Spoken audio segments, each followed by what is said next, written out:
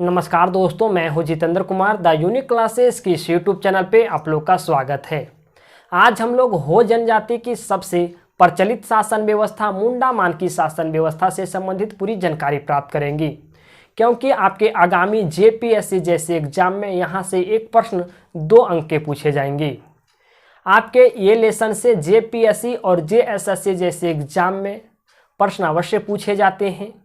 मैं आपको ये श्योर करता हूं कि अगर आप इस वीडियो को पूरी तरह से देखते हैं तो यहाँ से आने वाले सारे प्रश्न को आप जरूर हल कर पाएंगे। मुंडा मान की शासन व्यवस्था से संबंधित पूरी जानकारी प्राप्त करने से पहले आपके मन में ये प्रश्न आना चाहिए कि मुंडा मान की शासन व्यवस्था किसे कहते हैं। इसका जवाब एक लाइन में लिखना चाहें तो आप लिख सकते हैं, हो जनजाति की सबसे बड़ी प्रचलित शासन व्यवस्था को हम लोग मुंडा मान की शासन व्यवस्था के नाम से जानते हैं। पहले हम इनके सामान्य जानकारी के बारे में आपको बताएंगे, फिर हम आपको बताएंगे कि अंग्रेजों का यहाँ आगमन होता है। अंग्रेजों का जब आगमन होता है तो इनकी शासन व्यवस्था में कैसे विविधता आता है, या तो कैसे आप कह सकते हैं इनकी शासन व्यवस्था को प्रभावित किया जाता है। ये आपके मुंडा मान की शासन व्यवस्था को विल्किंसन रूल के नाम से भी जाना जाता है। हम आपको बताएंगे कि विल्किंसन रूल किसे कहते हैं और इन्हें विल्किंसन रूल के नाम से क्यों जाना जाता है। पहले इनके सामान्य जानकारी के बारे में आपको बता दें। आपको पता होगा कि झारखंड में 32 प्रकार की जनजातियां पाई जाती हैं और झारखंड की जो चौथी सबसे बड़ी जनजाति है उससे हम लोग कहते हैं हो जनजाति। अब बात आती है कि पहली जनजाति कौन सी है। झारखंड की चौथी सबसे बड़ी जनजाति हो जनजाति है, तो पहली सबसे बड़ी जनजाति कौन है? तो पहली की अगर बात करें, हम कई बार आपको बता चुके हैं, पहली है संथाल जनजाति। अगर दूसरी सबसे बड़ी जनजाति की बात की जाए, झारखंड की दूसरी सबसे बड़ी जनजाति उरांव जनजाति।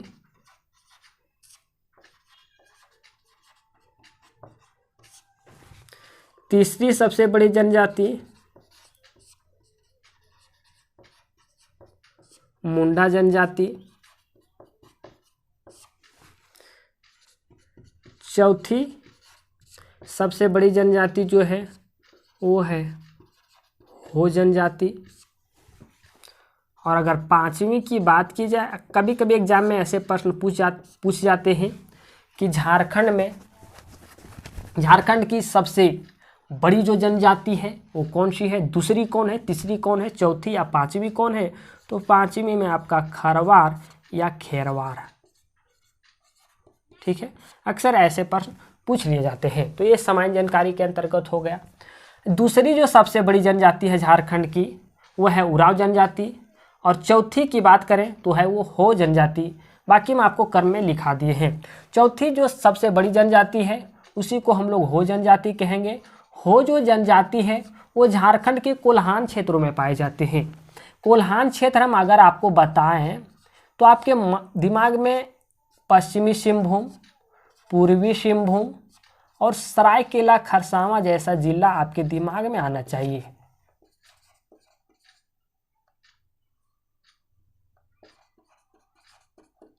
क्योंकि हो जनजाति का जो गढ़ है, अर्थात ये भी कह सकते हैं कि जो हो जनजाति अधिकांश पाए जाते हैं वो कोल्हान क्षेत्रों में पाए जाते हैं। कोल्हान क्षेत्र के अंतर्गत आप पश्चिमी सिंहभूम, पूर्वी सिंहभूम, सरायकेला खरसावां है। तो इन सारे क्षेत्रों में सबसे अधिक हो जनजाति पाए जाते हैं। हो जनजाति को लड़ाका कोल के नाम से जाना जाता है। लड़ाका कोल के नाम से जाना जाता है। ठीक है, लड़ाका कोल अगर देखा जाए तो सारे आदिवासियों को कोल ही कहा जाता है। सारे आदिवासियों को कोल ही कहा जाता है, लेकिन किसी को लड़ाकू कोल कहा गया है तो किसी को लड़ाका कोल कहा गया है। हालांकि हम यहाँ विशेष तौर पे हो जनजाति की बात कर रहे हैं। तो जो लड़ाका कोल कहा गया है वो हो जनजाति को कहा गया है। हो जनजाति को इसलिए लड़ाका कोल कहा गया है कि क्योंकि अगर इनकी कोई स्वतंत्रता को छीनने की बात करती है तो ये लड़ने के लिए बहुत जल्दी ही उतावल हो जाते हैं या उतारू हो जाते हैं। ये अपनी स्वतंत्रता को बिल्कुल खोना नहीं चाहते हैं, यहाँ तक कि ये अपनी स्वतंत्रता पे कोई इनका खरोच करता हो तो ये इसे सहना पसंद नहीं है। ये लड़ने के लिए उतारू हो जाते हैं और ये लड़ने के लिए उतारू हो जाते हैं। इसी का परिणाम है कि हमारे यहाँ हो विद्रोह अल्कोहल विद्रोह हुआ है। हो विद्रोह अल्कोहल विद्रोह हुआ है। हम आपको आगे जाके बताएंगे कि हो विद्रोह और अल्कोहल विद्रोह का प्रमुख कारण क्या था। प्रमुख कारण क्या था हम आपको बताएंगे। हो जो जनजाति है इनका संबंध प्रोटो-ऑस्ट्रोलैंड समूह से है। प्रोटो-ऑस्ट्रोलैंड समूह से है। समूह बोलें या आप समुदाय बोलें, प्रोटो-ऑस्ट्रोलैंड समुदाय से है। अब ये प्रोटो-ऑस्ट्रोलैंड समुदाय से इनका संबंध कहने का तात्पर्य क्या है? कहने का तात्पर्य यह है कि जिनका संबंध प्रोटो-ऑस्ट्रोलैंड समुदाय से होता है उनकी जो बनावट होती है, बनावट कहने का मतलब कि जिनका संबंध प्रोटो-ऑस्ट्रोलैंड समुदाय से होता है उनकी देखिएगा नाक चपटी होती है, जो आपके ये चेहरे होते हैं वो लंबे होते हैं, बाल घुंघराले होते हैं, ओठ मोटे होते हैं। इनका ये स्ट्रक्चर है। तो ये जो आपके जो स्ट्रक्चर पाए जाते हैं वो हो जनजाति में पाए जाते हैं। उनकी बनावट ऐसी है और वे मिडिल कद के व्यक्ति होते हैं। अगर ये इनके स्ट्रक्चर यहाँ देखने को मिलती है हो जनजाति में, उनका संबंध हम लोग मानते हैं कि उनका संबंध जो है वो प्रोटो-ऑस्ट्रोलैंड समुदाय से है। पूरे भारत की सबसे पहली गणतांत्रिक शासन व्यवस्था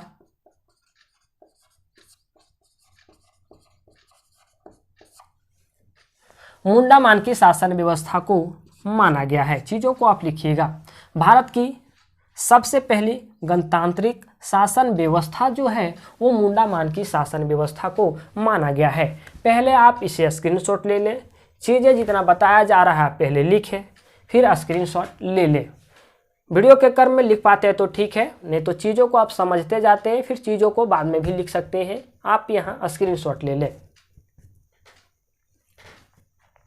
उम्मीद है स्क्रीनशॉट आप ले लिए होंगे।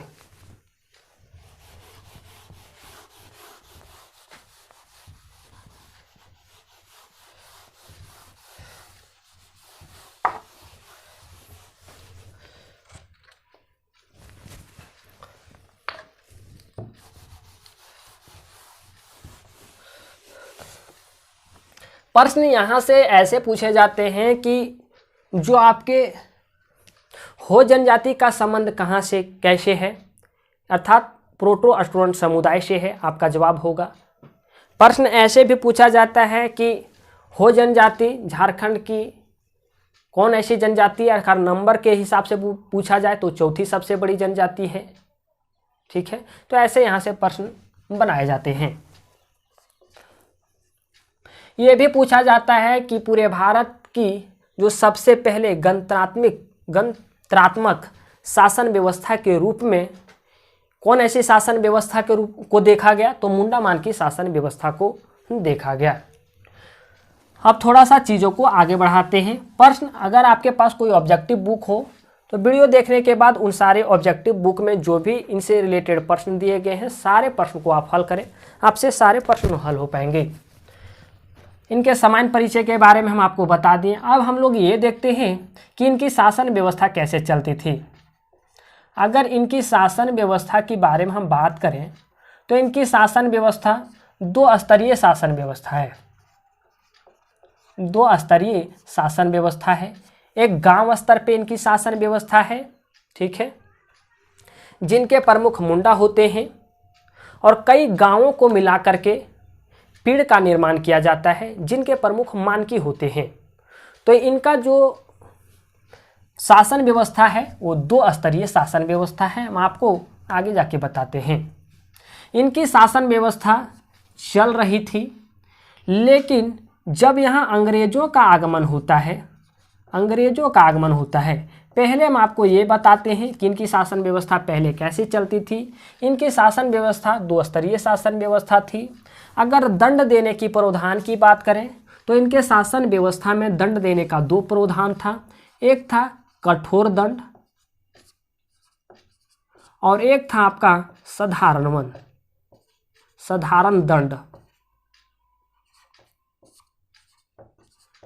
कठोर दंड किसे दिया जाता था?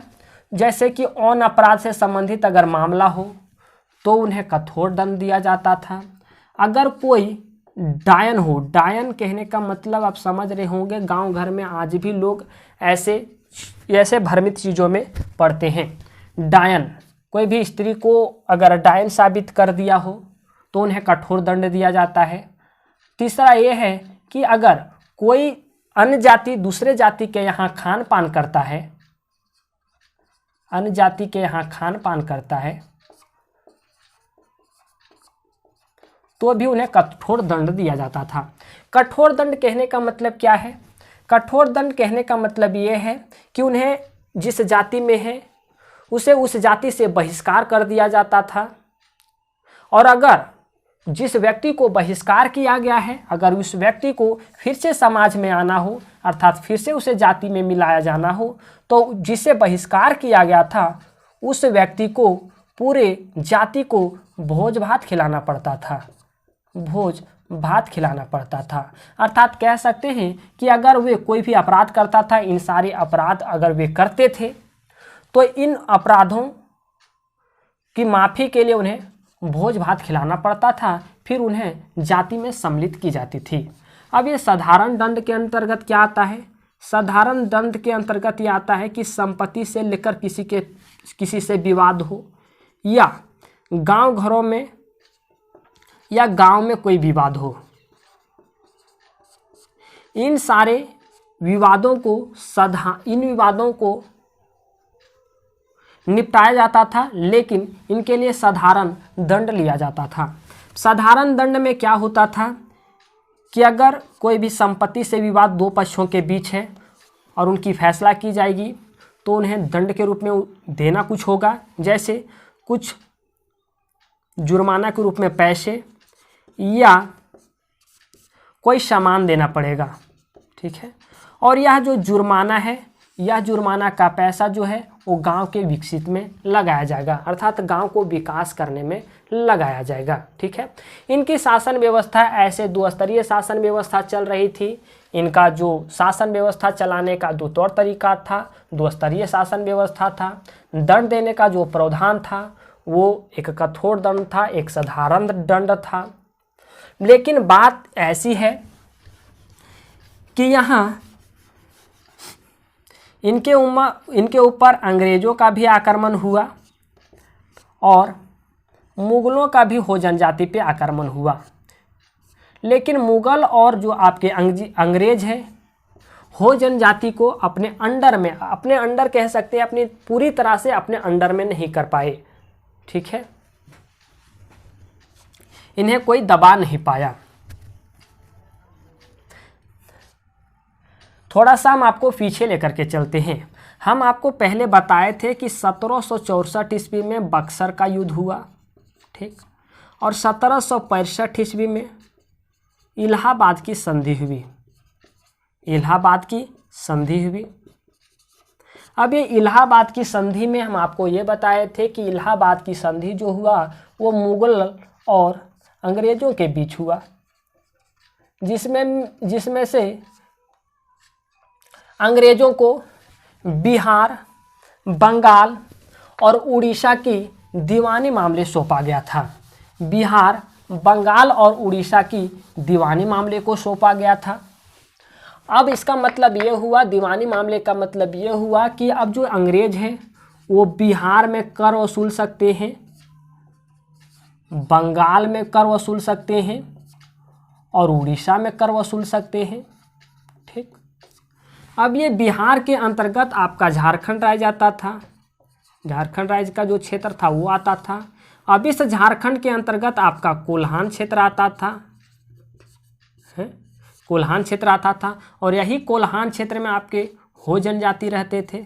अब इनको भी तो कर देना होता, क्योंकि अंग्रेज़ों को यह हक प्राप्त हो गया था कि ये बिहार, बंगाल और उड़ीसा में कर की प्राप्ति कर सकते हैं, कर का वसूलीकरण कर सकते हैं। ठीक है, अब ये बिहार के अंतर्गत झारखंड राज्य का क्षेत्र था और झारखंड के अंतर्गत कोल्हान क्षेत्र था। लेकिन ये हो जनजाति पहले तो कर वगैरह देते नहीं थे, ये कृषि जरूर करते थे अपने जीवन को यापन करने के लिए, लेकिन ये किसी को कर नहीं देते थे। हम आपको पहले बता दिए कि इनकी जो शासन व्यवस्था थी वो 2 स्तरीय शासन व्यवस्था थी। इन पे कोई किन्हीं का हस्तक्षेप नहीं था, ये किन्हीं के दबाव में नहीं रहते थे। इनकी जो दंड प्रणाली थी वो 2 प्रकार की दंड प्रणाली को इन्होंने अपनाया था।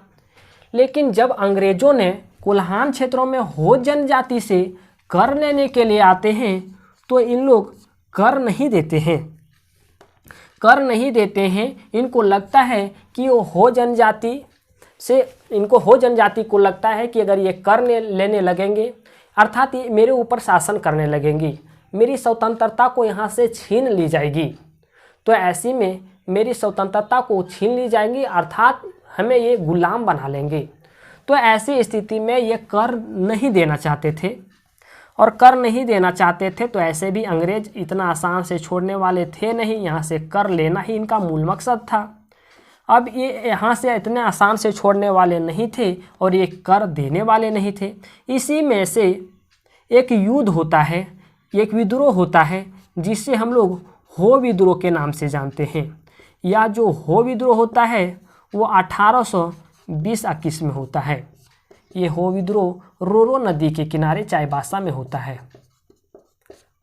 रोरो नदी के किनारे चाईबासा में होता है। ये जो आपका हो विद्रोह है वो 2 चरणों में होता है, 2 चरणों में होता है। पहले तो हो जनजाति अंग्रेज़ों को भगा देते हैं, अर्थात जीत जाते हैं, लेकिन बाद में अंग्रेज़ों ने बहुत सारे सेनाओं को लेकर के आते हैं और हो जनजाति हो विद्रोह में हार जाते हैं। तो ये अपने आप को आत्मसमर्पण कर देते हैं और अंग्रेज़ों से कहते हैं कि ठीक है, हम आपको कर देंगे। इनके लिए एक मजबूरी बन चुकी थी, क्योंकि ये हार गए थे, लेकिन अभी भी ये कर देने के लिए नहीं चाह रहे थे।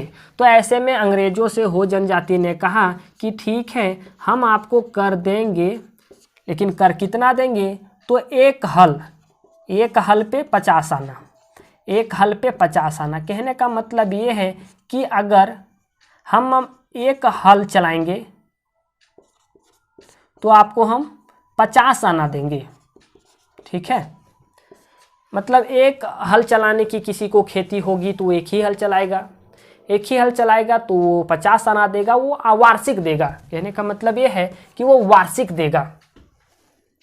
ये वार्षिक कर थी, वार्षिक कर 50 आना एक हल पे, ये प्रावधान था।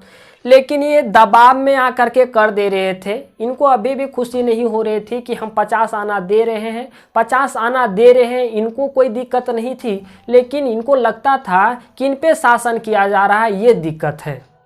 इनको ये दिक्कत है कि इन पे शासन किया जा रहा है और ये अपने हिसाब से नहीं जिएंगे, अब अंग्रेज़ों के हिसाब से इन्हें जीना पड़ेगा। इनको प्रॉब्लम अब ये हो गई थी। ये आपको मैंने बताया कि यहाँ अब 50 जो अन्ना है वो प्रत्येक हल पे कर देने के लिए वे स्वीकार कर लिए। स्वीकार तो कर लिए, लेकिन समय बढ़ता चला गया और ऐसे स्थिति में अंग्रेज़ों का भी दबदबा बढ़ता चला गया। अंग्रेज़ और आगे कदम बढ़ाने लगे। कदम बढ़ाने का मतलब ये है कि जो पहले 50 पैसा था वो कर की अब वृद्धि करने लगे कि आपको ज़्यादा देना पड़ेगा। दूसरा ये भी कहने लगे कि अगर आप इस भूमि का कर नहीं देते हैं तो इस भूमि को दूसरे को दे दिया जाएगा, अर्थात दिकुओं को दे दिया जाएगा। दिकुओं कहने का मतलब कि गैर जनजातियों को दे दिया जाएगा, गैर आदिवासियों को दे दिया जाएगा। ऐसा हो जनजाति को कह करके पर्दातित करने लगे। 2 कारण। तीसरा कारण ये है कि यहाँ के महिलाओं के साथ शारीरिक संबंध अर्थात शारीरिक शोषण किया जाने लगा। चौथा ये भी था कि यहाँ का जो आपके हो जनजाति का एक बड़ा फेमस पेय पदार्थ था, जिसे हम लोग हंडिया के नाम से जानते हैं। क्या है? हंडिया के नाम से जानते हैं। ये हंडिया पेय पदार्थ पे भी अंग्रेजों ने टैक्स लगा दिया। ये हंडिया पेय पदार्थ एक नशीला पेय पदार्थ था। नशीला पेय पदार्थ होने के साथ साथ ये हो जनजाति के देवी देवताओं पे चढ़ने वाला भी ये पदार्थ था। ये जो हो जनजाति थे वे हंडिया जैसे पदार्थ को अपने गांव के देवी देवताओं को प्रसाद के रूप में चढ़ाते थे। अब इन पे भी टैक्स लगाया जाने लगा। अब हो जनजाति को लगा कि ये हमारे क्षेत्र में शासन कर ही रहे हैं, ये हमारे धार्मिक कार्यों में भी दखल अंदाजी देने लगे हैं। ऐसे स्थिति में रहा नहीं गया और ये जनजातियों ने एक अलग विद्रोह किया, जिस विद्रोह का नाम है कोल विद्रोह। तो मैंने आपको बताया कि 3-4 कारण मैंने आपको बताया कि कोल विद्रोह होने के पीछे क्या कारण था। कोल विद्रोह जो होता है वो 1831 और 1832 में होती है। अब ये कोल विद्रोह में जनजातियों ने चढ़ बढ़कर हिस्सा लिया। एक भयंकर रूप ले लिया। और अब ये अंग्रेजों को भी नहीं समझ आ रहा था कि इस विद्रोह को दबाया कैसे जाए। ये तो स्टार्ट हो गया था कोल विद्रोह, लेकिन इस कोल विद्रोह को दबाया कैसे जाए ये अब अंग्रेजों को भी समझ नहीं आ रहा था। किसी तरह से अंग्रेजों द्वारा कोल विद्रोह को दबाया गया। अब इस क्षेत्रों में एक अलग कानून बना दिया गया, क्योंकि आपको पता है कि अंग्रेजों का जो साम्राज्य था वो बहुत बड़ा साम्राज्य था। लेकिन जितने भी कानून अलग जगहों पे लगाया जा रहा था वह कानून आपके कोल्हान क्षेत्रों में भी लगाया जा रहा था। क्योंकि अगर पूरे क्षेत्र में अंग्रेजों द्वारा कानून बनाया जा रहा था तो कोल्हान में अलग तरह से कानून नहीं बनाया जाता, वहाँ भी वही कानून लागू किया जा रहा था। लेकिन कोल्हान क्षेत्र में रहने वाले जो हो जनजाति थे उनके नियमों को पालन नहीं करते थे, साथ ही साथ विरोध भी करते थे। वैसी स्थिति में अंग्रेजों द्वारा यह कोल विद्रोह को दबाया गया और अंग्रेजों ने यह कहा कि यहाँ के जनजाति चाहते क्या हैं, यहाँ के जो जनजाति हैं वो चाहते क्या हैं। ऐसे स्थिति में कोल्हान क्षेत्रों में एक अलग कानून बनाया गया रेगुलेशन 13 के तहत 1833 ईस्वी में इस नियम के तहत ये बनाया गया कि जो सेंट्रल लेवल पे कानून लगाया जाएगा या कानून बनाया जाएगा वो सेंट्रल लेवल पे बनाए जाने वाले सारे कानून कोल्हान क्षेत्रों में लागू नहीं होंगे। अगर कोल्हान क्षेत्रों में हम सारे कानूनों को लागू कर देते हैं जो सेंट्रल लेवल पे बनाया जा रहा है, उन सारे कानूनों को अगर हम कोल्हान क्षेत्रों में भी लगा देते हैं तो कोल्हान क्षेत्र में रहने वाले जनजातियों को काफ़ी प्रॉब्लम होता है, वो काफ़ी उतारू हो जाते हैं, विद्रोह करने पे आ जाते हैं। ऐसे में अंग्रेजों को भी प्रॉब्लम होती थी। तो इसके लिए एक विशेष कानून लाया गया रेगुलेशन 13 के तहत और 1834 ईस्वी में इस क्षेत्र को SWFA घोषित किया गया। SWFA के कहने का मतलब ये है साउथ वेस्ट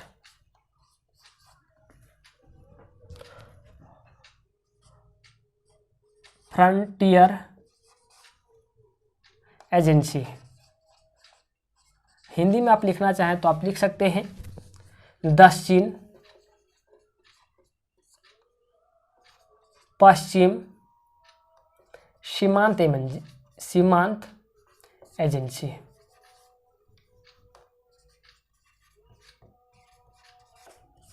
इन्हें दक्षिण पश्चिम सीमांत एजेंसी घोषित किया गया कि इन क्षेत्रों में वे सारे कानून नहीं लागू होंगे जो सेंट्रल लेवल पे कानून लागू होंगे।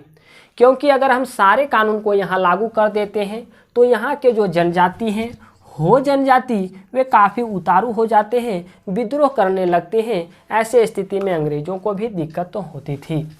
अब यहाँ एक अलग क्षेत्र घोषित किया गया 1834 ईस्वी में। अब यहाँ एक अलग क्षेत्र घोषित किया गया। अब अंग्रेजों द्वारा एक जब अलग क्षेत्र घोषित किया गया तो ऐसी स्थिति में अंग्रेजों ने एक अलग यहाँ के लिए एक अलग पोस्ट भी बना दिया गया AGG का पोस्ट। एजीजी का पोस्ट, क्योंकि यहाँ जो शासन चलने वाला था तो वो अंग्रेजों का ही शासन चलने वाला था, लेकिन अन्य क्षेत्रों की तुलना में यहाँ एक अलग शासन चलने वाला था। इसी के लिए तो यहाँ एक अलग कानून बनाया गया था इस क्षेत्रों के लिए। अब लेकिन यहाँ अलग कानून तो इस क्षेत्रों में बना दिया गया था, लेकिन जो शासन चलता अप्रत्यक्ष रूप से ही सही वो तो अंग्रेजों का ही चलता। अब अंग्रेजों का ही चलता तो अंग्रेज के भी व्यक्ति यहाँ देख रेख के लिए कोई ना कोई होते, क्योंकि ये एरिया तो अंग्रेजों के अंतर्गत ही तो था, क्योंकि ये पहले ही उन्हें कहने 1765 में संधि किए हुए थे, क्योंकि बंगाल, बिहार और उड़ीसा का दीवानी मामला अंग्रेजों को ही मिला हुआ था। ठीक है, भले ये अंग्रेज के हो जनजाति इस फैसले को ना मानते हो, इन नियम को ना मानते हो, लेकिन अगर देखा जाए उस संधि के हिसाब से तो यह एरिया अंग्रेजों का ही तो था। अब यह एरिया जब अंग्रेजों का ही था तो अंग्रेज के व्यक्ति इस एरिया पे नियंत्रण करने वाले कोई ना व्यक्ति होते, कोई ना कोई व्यक्ति तो जरूर होते। इस एरिया पे नियंत्रण करने वाले एक व्यक्ति दिया गया और इसके लिए एक पोस्ट भी बनाया गया। उस पोस्ट का नाम हुआ एजीजी पोस्ट। एजीजी का मतलब होता है एजेंट गवर्नर जनरल, और एजेंट गवर्नर जनरल के रूप में विल्किंसन को लाया गया। विल्किंसन, इनका नाम है पूरा Thomas Wilkinson. Thomas Wilkinson, Thomas Wilkinson को इस पद पे, एजीजी के पद पे लाया गया। अब जब थॉमस विल्किंसन कोल्हान के क्षेत्रों में आते हैं तो ये झिंक पानी में रुकते हैं। कोल्हान में एक क्षेत्र है झिंक पानी, वो वहाँ रुकते हैं। प्रश्न ये भी कभी कभी पूछ दिया जाए कि झिंक पानी में किसके यहाँ रुकते हैं, तो वे महावीर बीरू अली के यहाँ रुकते हैं। महावीर बीरू अली के यहाँ रुकते हैं। चीज़ों को लिखिएगा, महावीर वीरू अली के यहाँ रुकते हैं। कौन रुकते हैं? विल्किंसन जो एजीजी के पद पे आए थे इस क्षेत्र पे नियंत्रण पाने के लिए, और ये महावीर वीरू अली के यहाँ झिंक पानी में रुकते हैं।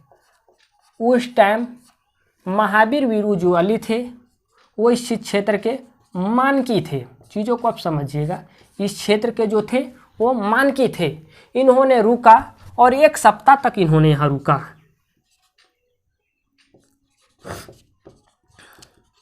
और रुकते ही इन्होंने 4 दिन लगातार यहाँ पार्टी करवाया।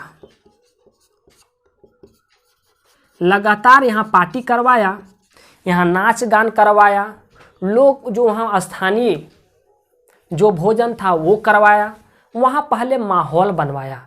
ये इसलिए यहाँ माहौल बनवा रहे थे, ये वहाँ के जनजातियों को समझना चाहते थे कि यहाँ के जनजाति चाहते क्या हैं, इनकी खुशी किस में है। वे लगातार 4 दिनों तक नाच गान करवाए, पार्टी करवाए। तो इन्होंने इतना 4 दिनों में ये समझा कि यहाँ के लोगों को लड़ाई से नहीं जीता जा सकता है, यहाँ के लोगों को समझौता से जीता जा सकता है। अगर यहाँ शासन करना है तो समझौता से शासन किया जाए, यहाँ लड़ाई के माध्यम से शासन नहीं किया जा सकता है। ये समझे। 5वें दिन जब हुआ विल्किंसन का, तो गांव के सारे मुंडाओं को बुलाए, गांव के सारे मुंडाओं को बुलाए और उन्होंने सारे मुंडाओं को राजा घोषित कर दिया। ठीक है, अब वहाँ के जनजातियों को लगता था, मुंडाओं को लगता था ठीक है हम तो यहाँ के राजा बन गए हैं। अब वो भले ही ब्रिटिश की सरकार हो, ब्रिटिश शासन करेंगे, लेकिन ब्रिटिश बार बार नहीं आएंगे। अंग्रेज या राजा तो यहाँ के हम ही रहेंगे, ब्रिटिश बार बार तो यहाँ नहीं आएंगे। और यहाँ राजा घोषित करने के साथ साथ मुंडा और जो मानकी है उनका जो पद है वो वंशानुगत कर दिया। मुंडा और मानकी का जो पद है वो वंशानुगत कर दिया। वंशानुगत कहने का मतलब कि अगर कोई मुंडा अभी है तो उसका आने वाला टाइम में उसका बेटा मुंडा बनेगा। ठीक उसी तरह से अगर कोई व्यक्ति मानकी के पद पे है तो आने वाला टाइम में उसका बेटा ही मानकी बनेगा। तो ये जो आपके विल्किंसन हैं वे इस क्षेत्रों में सभी मुंडाओं को राजा घोषित कर दिया, साथ ही साथ इस पद को वंशानुगत पद बना दिया। यहाँ विल्किंसन ने 1837 ईस्वी में 32 नियम बनाए, जो कि हो जनजाति के संबंध में ही नियम था, इनके समर्थन में ही नियम था। हो जनजाति लोग ये इसलिए यहाँ नियम बनाए क्योंकि जो जब विल्किंसन आए, पहले ये कोई दूसरे चीज़ सोच करके आए थे कि हाँ हमें शासन करना है, हमें बताना है, लेकिन ये इन्हें जब समझ पाए कि इन्हें विद्रोह से नहीं जीता जा सकता है, इन पे शासन करना है तो समझौता के साथ शासन किया जा सकता है। तो वैसे स्थिति में यहाँ के इनकी प्रशासनिक व्यवस्था को भी विल्किंसन ने देखा। इनकी प्रशासनिक व्यवस्था को देखने के बाद विल्किंसन प्रभावित हुए। प्रभावित होने के बाद 1837 ईस्वी में इन्होंने 32 नियम बनाए, 32 नियम बनाए जिसे विल्किंसन रूल के नाम से जाना जाता है, जिसे विल्किंसन रूल के नाम से जाना जाता है। ये 32 नियम के अंतर्गत हम आपको कुछ नियम बता देते हैं, एक दो नियम, 32 नियम को हम यहाँ एक्सप्लेन नहीं कर सकते हैं। इससे रिलेटेड आपका एक अलग वीडियो बनेगा जिसमें हम 32 नियम को एक्सप्लेन कर पाएंगे। 32 नियम में ये था, कुछ नियम आपको हम ये भी बता दिए कि जैसे यहाँ राजा बना दिया गया मुंडाओं को, यहाँ पद भी वंशानुगत कर दिया गया। अब पहले क्या था कि अगर यहाँ के जो जनजाति थे टैक्स नहीं देते थे तो ऐसे स्थिति में इनकी ज़मीन दिक्कुओं को दी जाती थी। दिक्कु कहने का मतलब ये है गैर आदिवासियों को दे दी जाती थी। अब यहाँ विल्किंसन ने रूल बनाया कि नहीं, अब ज़मीन अगर एक दूसरे को आप ट्रांसफ़र कर रहे हैं, हस्तांतरित कर रहे हैं, उससे पहले आपको एजीजी का अनुमति लेना पड़ेगा। एजीजी का अनुमति लेना पड़ेगा क्यों हस्तांतरित कर रहे हैं और क्यों इनके ज़मीन पे आप हक दिखा रहे हैं या क्यों लेना चाहते हैं। तो ये कहीं ना कहीं आपके हो जनजाति की हित की बात थी। अब हो जनजाति के हित की बात एजीजी कर रहे थे, अर्थात विल्किंसन कर रहे थे। अब विल्किंसन जो प्रभावित हुए थे वो यहाँ की शासन व्यवस्था से प्रभावित हुए थे। अब यहाँ जो हो जनजाति हैं वो विल्किंसन को बड़ा मानने लगे क्योंकि हो जनजाति के हित के लिए ही विल्किंसन बात कर रहे थे। तो ऐसे स्थिति में विल्किंसन को हो जनजाति ने किशन बाबू के नाम से पुकारने लगे, किशन बाबू के नाम से पुकारने लगे। क्योंकि जो विल्किंसन है, किशन में आपका किशन लास्ट आता है और आपका जो हो जनजाति है वो सही ढंग से इस नाम को उच्चारण नहीं कर पा रहे थे और ये उनके नज़र में अफसर थे। विल्किंसन एक अफसर थे, उनके हित के लिए भी काम कर रहे थे। तो अफसर को लोग बाबू भी बोलता है ना, और ये सही ढंग से इस नाम को आप उच्चारण नहीं कर पा रहे थे। तो ऐसे स्थिति में विल्किंसन को वे किशन बोलते थे और अफसर को बाबू बोलते थे। तो किशन बाबू हो जनजाति विल्किंसन का नाम दिए। उम्मीद है ये सारी चीज़ें आपको समझ आ रही होगी।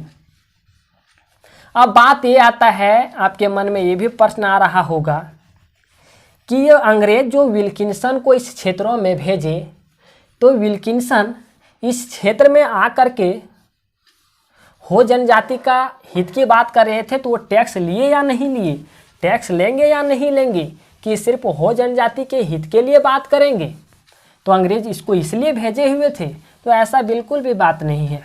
विल्किंसन अच्छी तरह से समझ गए थे कि इनसे टैक्स भी लिया जाएगा, लेकिन समझौता के साथ टैक्स लिया जाएगा, क्योंकि इन्हें अंग्रेज़ों द्वारा ही नियुक्त किया गया था। आपको जानकारी के लिए बता दें कि जो उसमें अंग्रेज जो शासक थे वो थे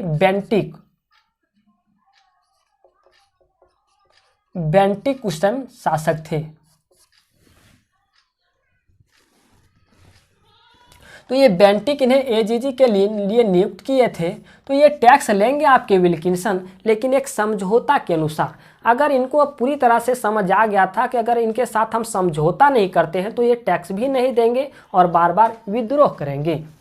तो ये चीज़ें आ गया। अब यहाँ कानून भी बन गया जिन्हें विल्किंसन रूल के नाम से जाना जाता है। ठीक है, अब आती है टैक्स कलेक्शन की बात। तो टैक्स कलेक्शन का प्रावधान यहाँ ये बनाया गया। ये बहुत ऐसे नियम बनाए थे, हम आपको बताएं कि यहाँ 32 नियम विल्किंसन के तहत बनाया गया था, विल्किंसन के द्वारा बनाया गया था। और यह जो नियम था, नियम में ये भी शामिल था कि इनकी जो शासन व्यवस्था थी, किनकी शासन व्यवस्था, हो जनजाति की शासन व्यवस्था काफ़ी सुदृढ़ शासन व्यवस्था थी। तो ये छोटे मोटे विवाद को निपटा सकते हैं, लेकिन बड़े बड़े जैसे चोरी डकैती ये सारे विवादों को निपटारा नहीं कर सकते हैं। ये हक कौन दिलाए? ये हक विल्किंसन ही दिलाए कि हो जनजाति अपने प्रशासनिक सेवा के अंतर्गत छोटे छोटे मामले को निपटा सकते हैं, लेकिन बड़े मामले को निपटा नहीं सकते हैं। जैसे बड़े मामले में हो गया चोरी डकैती बलात्कार, ये सारे मामले को यहाँ निपटा नहीं सकते हैं। ये बड़े मामले के लिए आपको सरकारी न्यायालय में ही जाना पड़ेगा। सरकारी न्यायालय बोले तो अंग्रेज का न्यायालय में जाना पड़ेगा, लेकिन छोटे मोटे आपके समस्या का समाधान इनके अपनी प्रशासनिक व्यवस्था में ही सुलझाई जाएगी। अब आती है टैक्स लेने की प्रावधान। ये हो गया रूल बना, ये प्रावधान। अब टैक्स लेने की क्या प्रावधान थी? तो टैक्स लेने की ये प्रावधान थी कि जो मुंडा हैं वो टैक्स का कलेक्शन गांव से करेंगे, ठीक है। अगर ये मुंडा गांव से टैक्स का कलेक्शन 16 आना कर लेते हैं, 16 आना मतलब 1 रुपया ना, 1 रुपया। अगर ये 16 आना गांव से कर का कलेक्शन कर लेते हैं तो इस 16 आना में 4 आना मुंडा अपने पास रख लेंगे, ठीक है। अब बच्चा 12 आना, और ये 12 आना मानकी को भेज देंगे। ये रूल थी। अब ये 4 आना क्या करेंगे? तो ये 4 आना मुंडा अपने सैलरी के रूप में रख लेंगे। अब बच्चा 12 आना। अब ये 12 आना मानकी के पास चला जाता है। हम आपको बताएंगे कि मुंडा के एक ऊपर जो प्रशासनिक सेवा के रूप में काम करते हैं, कार्यरत हैं, उनका नाम है मानकी। अब ये मुंडा 12 अन्ना मानकी को ट्रांसफ़र करते हैं। अब ये 12 अन्ना जो मानकी है उसमें से 1 अन्ना अपने पास रख लेगा सैलरी के रूप में, और जो बचा जो पैसा रहेगा वो सरकारी खजाने में डाल देगा, सरकारी खजाने में डाल देगा। इस तरह से क्या हो गया कि मुंडाओं को वेतन भी मिल गया, मानकी को भी वेतन मिल गया, टैक्स कलेक्शन भी हो गया। ऐसे में मुंडा मानकी शासन व्यवस्था भी चलती रहेगी, क्योंकि कोई भी शासन व्यवस्था को चलाने के लिए पैसे की ज़रूरत तो होती है। ऐसे में वेतन की भी ज़रूरत पड़ेगी, तो वेतन आपको यहाँ से मिल गया है मुंडा मानकी को। अब ये भी प्रश्न आता है कि मुंडा मानकी ही सिर्फ इस शासन व्यवस्था में काम नहीं करते होंगे, अन्य प्रकार के भी लोग काम करते होंगे, जैसे हो गया डाकुआ, तहसीलदार, दिवरी, आतरा दिवरी, ये सारे भी तो काम करते हैं। इनको कैसे पेमेंट मिलेगा? तो इनका पेमेंट कैसे मिलेगा? जैसे कि हम आपको पहले बताए थे कि जो साधारण दंड होता है, साधारण दंड में क्या होता है कि लोग पैसे जुर्माना के रूप में कुछ पैसे देते हैं या सामान देते हैं।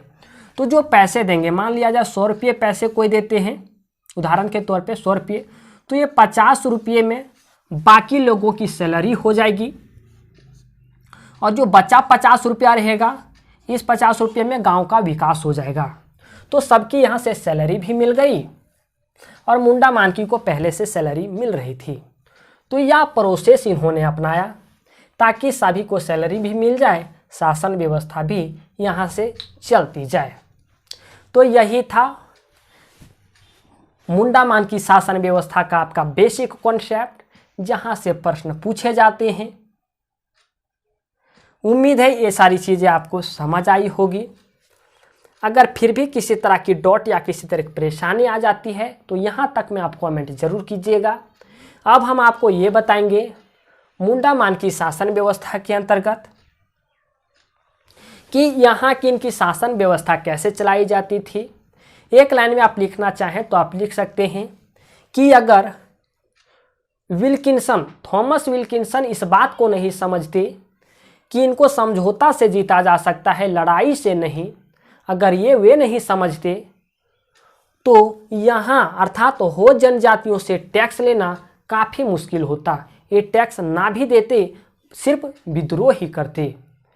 ये विल्किंसन समझे, और समझने का फ़ायदा भी यही हुआ कि ये हो जनजातियों के साथ समझौता कर पाए। अब हम आपको बताएंगे मुंडा मान की शासन व्यवस्था चलाने की प्रावधान क्या थी, गांव स्तर के प्रमुख कौन हुआ करते थे, तो गांव स्तर के जो प्रमुख हुआ करते थे वो थे मुंडा। ठीक है, हालांकि यहाँ 2 स्तर की शासन व्यवस्था को अपनाया गया है, गांव स्तर पे जिनका प्रमुख मुंडा हुआ करते थे और कई गांवों के मिलने से पीढ़ का निर्माण होता है। हालांकि अभी 26 पीढ़ है। अब हम लोग देखते हैं कि मुंडा मान की शासन व्यवस्था चलाने का प्रावधान क्या था, मुंडा मान की शासन व्यवस्था कैसे चलाया जाता था। मैंने आपको बताया कि मुंडा मान की शासन व्यवस्था 2 स्तरीय शासन व्यवस्था थी।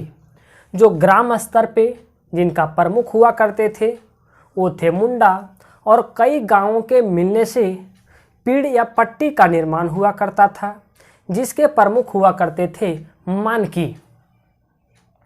अर्थात मुंडा मान की शासन व्यवस्था 2 स्तरीय शासन व्यवस्था थी। पहले हम लोग यहाँ देखेंगे गांव स्तर के जो प्रमुख हुआ करते थे मुंडा, उनका काम क्या हुआ करता था। तो मुंडा जो हुआ करते थे वो गांव के प्रधान हुआ करते थे। गांव के प्रधान मुंडा हुआ करते थे। इनकी जो कार्य होती थी वो प्रशासनिक, न्यायिक एवं लगान एकत्रित करवाने का काम करते थे। हम आपको पहले बताएं कि वहाँ से अब कर दिया जाता था।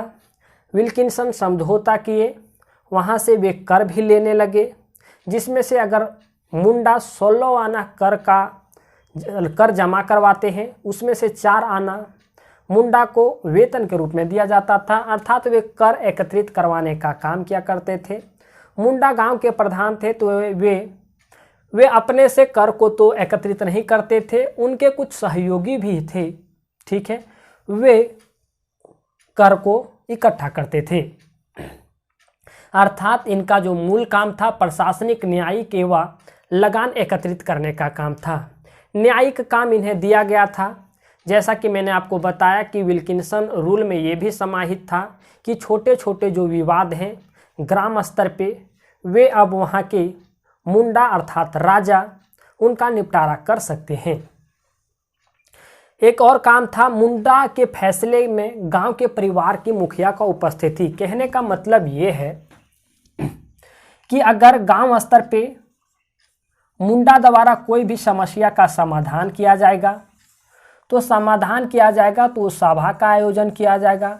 तो इस सभा के आयोजन जब किया जाएगा तो जो गांव के प्रत्येक घर के जो मुखिया होंगे, प्रत्येक घर के मुखिया भी तो होते हैं, उस मुखिया जो होंगे उस प्रत्येक घर के मुखिया वो इस सभा में सम्मिलित होंगे, अर्थात वे सभा में आएंगे। हालांकि ये जो फैसला सुनाने का काम करेगा वो मुंडा ही करेगा, लेकिन सभा में उपस्थिति वहाँ के गांव वालों के जो घर के जो मुखिया के सदस्य होंगे वो उस सभा में उपस्थित तो होंगे।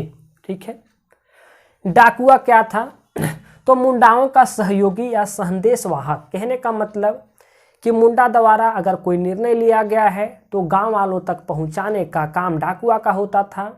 और अगर गांव वालों को कोई परेशानी होती थी, कोई दिक्कत होती थी, तो गांव वाले की समस्या को लेकर के गांव के प्रधान मुंडा के पास डाकुआ अर्थात आते थे, अर्थात एक संदेशवाहक के रूप में ये काम करते थे।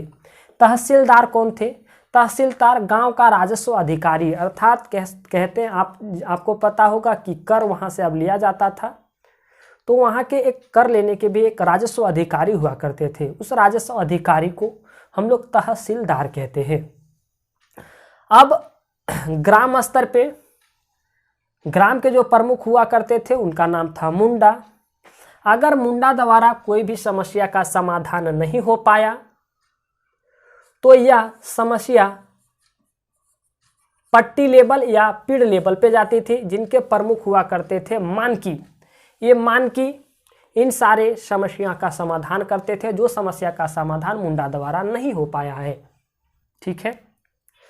और ये पीढ़ का निर्माण 5 से 10 गांव मिलकर होती थी, पीढ़ का निर्माण हुआ करता था। यही हम लिखें कि पीढ़ 5 से 10 गांव मिलकर पीढ़ या पट्टी का निर्माण करते थे, जिनका प्रमुख मानकी होता था। देखिए, अब ये मानकी की संख्या निश्चित नहीं थी। अगर 9 गांव मिल करके एक पीढ़ का निर्माण हुआ है तो हो सकता है यहाँ 2 मानकी भी रह सकते हैं। अगर 8 गांव मिल के बना हुआ है तो भी 2 मानकी हो सकते हैं। मानकी की संख्या निश्चित नहीं थी, इसलिए निश्चित नहीं थी कि क्योंकि अगर जैसे जैसे गांव का अर्थात काम का प्रेशर बढ़ता है वैसे वैसे मानकी की संख्या भी की बढ़ोतरी होगी। वैसे में मानकी की जो संख्या थी वो एक निश्चित संख्या नहीं थी, इसलिए हम यहाँ लिखाए हैं कि मानकी की जो संख्या थी वो अनिश्चित थी। ठीक है, हम यहाँ लिखें अनिश्चित थी। मानकी भी फैसले को सुनाएंगे, जो फैसला मुंडा नहीं सुना पाए वो मानकी द्वारा सुनाया जाएगा। लेकिन यहाँ भी सभा का आयोजन किया जाएगा। इस सभा में आयोजन किया जाएगा तो प्रत्येक गांव के जो मुंडा होंगे उस सभा में उपस्थित होंगे और उस सभा में उपस्थित होंगे और उनके उपस्थिति में ही मानकी द्वारा फैसला सुनाया जाएगा। यही हम लिखे हैं कि मानकी द्वारा आयोजित सभा में सभी मुंडा उपस्थित होते हैं। ठीक है, अब ये प्रश्न आता है कि अगर कोई भी फैसला मुंडा द्वारा नहीं सुलझाया गया, ठीक है, मानकी को भेज दीजिए, मानकी द्वारा भी नहीं सुलझा गया तो कहाँ भेजा जाएगा? तो कहीं भेजा नहीं जाएगा। ये 3 मानकी मिल करके एक समिति का गठन करेंगे, जिस समिति का नाम होगा 3 मानकी। ठीक है, अगर कोई भी समस्या का समाधान मुंडा नहीं कर पाए, मानकी भी नहीं कर पाए, तो समस्या का समाधान 3 मानकी करेंगे। फिर आप तो कहिएगा कि ये तो त्रिस्तरीय हो गई। ये त्रिस्तरीय नहीं हुई, ये स्तर वही है, मानकीय स्तर का ही है ना। 3 मानकी इकट्ठा हो रहे हैं, लेकिन कोई वे ऊपर स्तर में नहीं जा रहे हैं। ये आपस में ही मानकी मिल करके एक समिति का गठन कर रहे हैं और समिति गठन करने के बाद ये निर्णय देंगे। तो ये वही स्तर के मानकी है ना, लेकिन मानकी की संख्या सिर्फ बढ़ी है। तो यहाँ 2 स्तर का ही कहेंगे, यहाँ 2 स्तर की शासन व्यवस्था को लेकर के चलेंगे। ये 2 स्तरीय शासन व्यवस्था ही है। एक आता है द्विवरी। द्विवरी एक धार्मिक प्रधान, जैसे आप पिछले वीडियो में पढ़े होंगे पाहन के बारे में, वे भी धार्मिक प्रधान हुआ करते थे। धार्मिक प्रधान कहने का धार्मिक से संबंधित कोई भी विवाद आ जाता है तो उनका निपटारा जो करेंगे वो धार्मिक प्रधान अर्थात द्विवरी करेंगे। शादी ब्याह करवाने का काम या पूजा पाठ करवाने का काम द्विवरी करेंगे। द्विवरी के सहयोगी होते हैं, जिसे हम लोग आत्रा द्विवरी कहते हैं, इनके सहयोगी होते हैं। और अगर धार्मिक प्रधान अपने पद पे कार्यरत ना हो तो द्विवरी का काम आत्रा द्विवरी संभालेंगे। कुछ ऐसे वर्ड आते हैं, अगर आप मुंडा मानकी शासन व्यवस्था से संबंधित जानकारी प्राप्त करते हैं तो यह खड़ा किसे कहते हैं? तो यह खड़ा जहाँ सभा का आयोजन किया जाता है ना, उससे हम लोग अखड़ा कहते हैं। जैसे गांव घरों में देखिएगा तो पंचायत चौक पे भी किया जाता है, तो एक सभा का आयोजन किया जाता है, एक बैठक होती है जिसे हम लोग चौक कहते हैं। ठीक उसी तरह से मुंडा मानकी शासन व्यवस्था में भी सभा का आयोजन होता है। जिस जगह सभा का आयोजन होता है उसे हम लोग अखड़ा कहते हैं। अब ये शसान क्या है? शसान कहते हैं शमशान घाट को, जहाँ मृत व्यक्ति को दफनाया जाता है उसे हम लोग शमशान कहते हैं। लेकिन मुंडा मानकी शासन व्यवस्था में हो जनजाति उसे शसान कहते हैं। ठीक है, क्या कहते हैं? शसान कहते हैं। और ये शसान गांव के नज़दीक ही होता है। उम्मीद है ये सारी चीज़ें आपको समझ आई होगी। अगर आप इस वीडियो को यहाँ तक देख लिए हैं, मतलब पूरी जानकारी प्राप्त कर लिए हैं, अब ऑब्जेक्टिव से रिलेटेड कोई बुक आपके पास है तो मुंडा मानकी शासन व्यवस्था से जितने भी प्रश्न होंगे आपसे ज़रूर बनेंगे।